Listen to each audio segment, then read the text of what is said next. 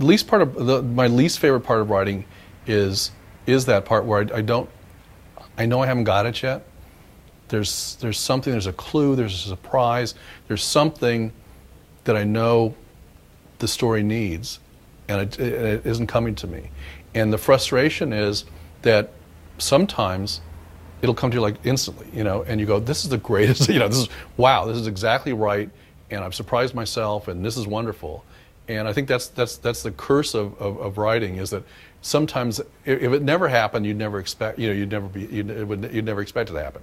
But because it does happen sometimes, now you're sitting there going, okay, but this time it's not like most times, it's not coming to me. And you just keep, it's like, what is that little extra thing? And that's when you just, like I say, you just need to push past it and kind of allow yourself to write the less terrific version of it, but you have to be prepared to come back and fix it.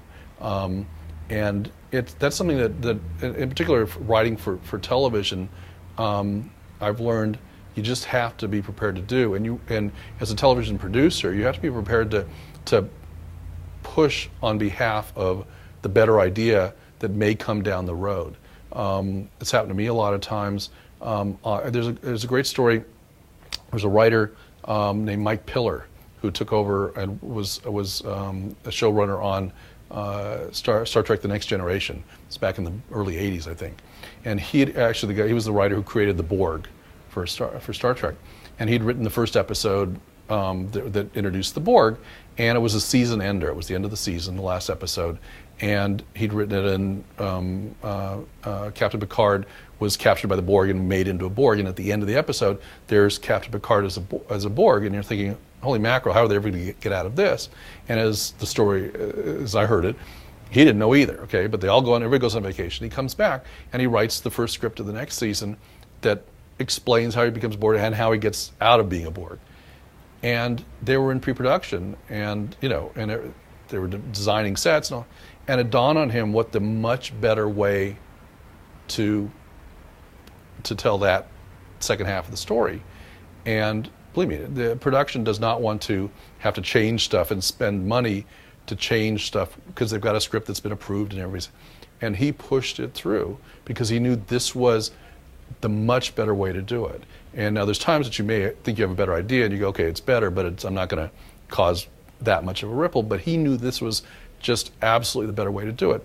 And because of what they changed and spent the extra money there, it created the Borg as the uber villains that we all came to know and hate, and they were the basis, the villains, perhaps the best villains of Next Generation. They were the basis of one of the movies. All of that stuff came out of what he changed, and he was willing to do that. But again, it's willing to push that, and it's again, believe me, if he could have, I'm sure if he could have come up with the right idea, during the summer break, he would have done it. But he couldn't, and again, you just had to be prepared for that to happen, and that's on the production side. So you as a writer, you have to just be prepared and say, look, I've written 25 pages in the middle of this, and I know it took me 2 weeks to write those pages, and I had the flu, and it was just, I didn't want to, it's like all this stuff, and push that out of your head and say, no, but I've got a better idea for that. I can't fall in love with pages that I know aren't right. I need to be prepared to set them aside and spend another week or 2 weeks, whatever, to put it right. Hardest thing to do, but that's kind of thing what separates those who succeed from those who don't. But it's tough.